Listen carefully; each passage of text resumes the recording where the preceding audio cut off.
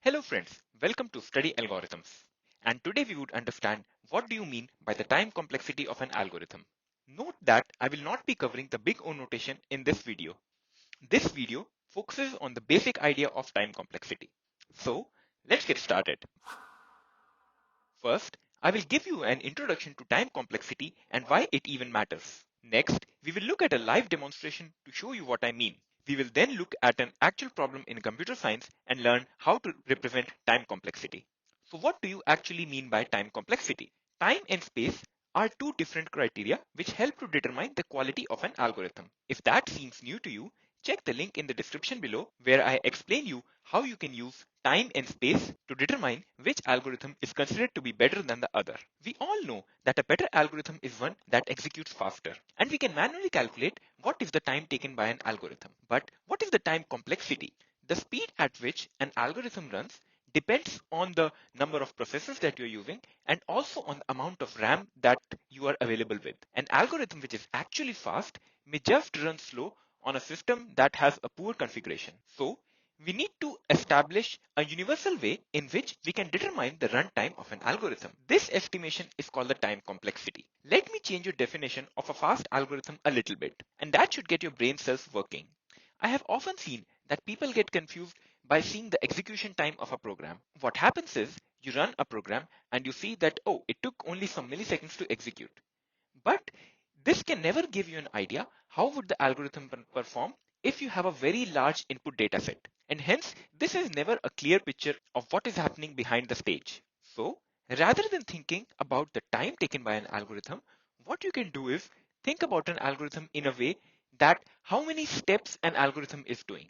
Lesser the number of steps, lesser would be the time taken by an algorithm, right? And hence, if you compare the steps taken by two algorithms to achieve to a certain result, that means the algorithm which is using less number of steps is a faster one. And then you can be pretty sure that for a large data set, the algorithm that is using less number of steps would be running in a faster manner. This is exactly time complexity. Time complexity gives you an estimate of the rate of growth of an algorithm. What do I mean by rate of growth? A rate of growth simply means that how would your algorithm perform when your input size is 10? How would your algorithm perform when your input size is 100? And how would your algorithm perform when your input size is 1 million? You cannot run all these iterations, right? And hence you need a thing called as time complexity. And hence we need to establish some parameter which can help to determine that, okay, this algorithm have a time complexity of this. And that should give you some estimate of the time taken by an algorithm. Just think like this. If a step of an algorithm takes 1 nanosecond and that algorithm is doing 1000 steps, it means the total time would be 1000 nanoseconds, right? On the other side, if you have a different algorithm and it is taking 10,000 steps to perform the same task, the time for one step is 1 nanosecond, and hence the total time by the other algorithm would be 10,000 nanoseconds. You can be pretty sure that the algorithm which completes in 1000 nanoseconds is better. Let me show you an example of what I mean. Let us say I have this set of cards and I want to find which card has the maximum value out of all of these. I know that in some games ace is the highest card, but right now we are just focusing on the maximum number of clubs that you can see on each card. So this has 3, this has 1, 2, 5, 8, 6, 4 and 7. Now I need to find out what card has the maximum value. One way to solve this problem would be I take up this card, I see, okay, 3 is greater, 3 is again greater, 3 is smaller, 3 is smaller, 3 is smaller, 3 is smaller, 3 is smaller. That means this is not my highest card. I take up ace, I see, okay, this is smaller, small, small, small, small, and small. Now, this is also not my highest card. I would go ahead with 2. I would say, okay, this is smaller. 2 is greater than ace. 2 is less than 5. 2 is less than 8. Small, small, small. And hence this is also not my highest card. I start with 5. Okay, this 5 is greater than 3, 5 is greater than ace, 5 is greater than 2, 5 is less than 8, less than 6, greater than 4, less than 7. Now this card is also not greater than every other card. And hence, this is also not my highest card. I start with number 8. Now, 8 is greater than 3, then ace, then 2, then 5, then 6, then 4, and then 7. Since this card is greater than all the other cards in the deck, it means this is my highest card. This was one way to look at this problem. Another way to look at this problem would be algorithm number 2. How does this algorithm work? I start off with card number 3. I see that, okay, 3 is greater than ace, good enough. 3 is greater than 2, good enough. 3 is less than 5. That means I found a new maximum card. So I keep back 3 and I take 5 as my new card. I see 5 is less than 8 and hence I give up 5 and I take up 8 as my new card. Now 8 is greater than 6, 8 is greater than 4, 8 is greater than 7.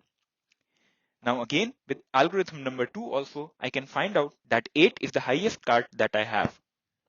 Did you just see how we were able to reduce the number of steps by choosing a better algorithm? Now you can be pretty sure that no matter how many cards you have, this was an example using only 8 cards. But if you want to use the entire deck, then too you can be sure that algorithm number 2 would be running faster. So now you get an idea that why the number of steps could help in determining the time taken by an algorithm. But how do you calculate these steps? How do you go about measuring this time complexity? Let us go back to our original problem. But this time, instead of cards, I have numbers. What do I mean by that? Instead of the card number 3, I have the number 3. Instead of an ace, I have the number 1, and so on. You get the idea. But this time, we would also be counting the number of operations that we are doing while solving this problem by algorithm 1 and algorithm number 2. Note that algorithm number 2 is supposed to be faster. We would see how in a couple of minutes. What was the approach that we were following in algorithm number 1 to determine if a certain card was the highest face value? What were we doing in algorithm number 1? We chose a card and then we compared this card with every other card in the set. If no other card had a value that's higher than this card, then this card was the maximum. So similarly, in this case, what we would be doing is we would pick up a number and then we would try to compare it with all the rest other numbers. So I pick up 3 and I would compare it with 1, then I would compare it with 2, then I would compare it with 5, then 8, then 4, then 6, and then 7. So I'm comparing the number 3 with all of these digits. As soon as I compare 3 with 1, I know that 3 is greater than 1. And this counts as one operation. I go on to my next iteration. 3 is again greater than 2. This is again another operation. Now 3 is less than 5. And this is another operation. Going throughout the entire set, I would have some of these operations like this. Now these count as 7 operations in total. So 4, 5, 6, and 7. To just determine that 3 was not the largest digit of the set, I have already consumed 7 operations. Moving forward, I would be doing the same thing with number 1. So I pick up number 1 and then I would again compare it with all the other digits. So I compare it with 3, then I compare it with 2, then 5, then 8, then 4, then 6, and then 7. So when I start actually comparing these numbers, so 1 is less than 3. Now this is one operation. 1 is less than 2. Now this is another operation. 1 is less than 5. This is another operation. 1 is less than 8. This is another operation. And so on. You can see that for each of the digit, we are doing 7 operations in total. Similarly, we would be doing all of these operations for number 2 and then number 5 and then number 8 and then 4 and then 6 and then 7. Ultimately, when you are at number 8, you would realize that it is greater than all the other numbers. But the important point to note here is that for each of the numbers, you are doing 7 operations. That means if I have a total of 8 numbers, then for each of the number, I am doing 7 operations. That means I am doing a total of 56 operations. Now let us try to work on algorithm number 2. How did we work upon algorithm number 2 in the first case? We chose a card, then going forward, if I found a card that was greater than this, I just picked up that card and then moved ahead. So in this case, what I would be doing is I would pick up number 3. Then I move ahead. I see that the next number is 1. So I compare 3 with 1. 3 is greater than 1. Now this counts as an operation, right? So I increment this count. Next, I compare 3 and 2. 3 is again greater than 2. This counts as one operation. Now 3 and 5. This time 5 is greater, but we have also done one operation. But right now I am pointing at my maximum card to be 5. And going forward, I would not compare anything with 3, but I would be comparing it with 5. Now I compare 5 and 8, but we also did one operation. And 8 is bigger, so we update our maximum card to be 8. Moving forward, I would be comparing 8 with the other values. So I compare 8 and 4. 8 is bigger, but I have one operation. 8 and 6. 8 is bigger, but I have one operation. 8 and 7. And I again do one operation. So you see, the total number of operations that I'm doing in this case is just 7. And by our definition, less number of operations means a faster algorithm, right? Now you can compare both of these algorithms. Algorithm number 1 is taking 56 operations to arrive at the same result, and algorithm number 2 just uses 7 operations to arrive at the same result. And hence, algorithm number 2 will always be faster no matter how large your dataset is. In this case, you only had 8 digits, but even if you have a million digits, algorithm number 2 would still be faster. Hence, we can define the time taken by an algorithm based upon the number of elements in the input set, and this value is often called as n. In our first example, if you try to calculate the number of operations, I had n elements and I was comparing it with n minus 1 elements.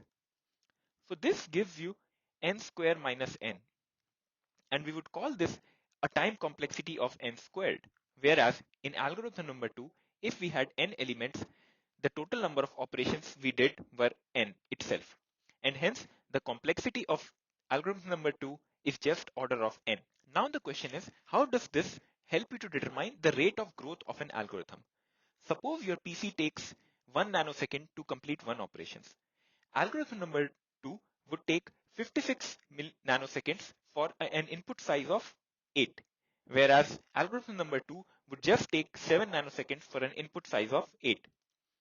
Just try to imagine if you have an input set of 1000. Algorithm number 2 would take approx 1000 square nanoseconds, whereas algorithm number 2 would only take 1000 nanoseconds.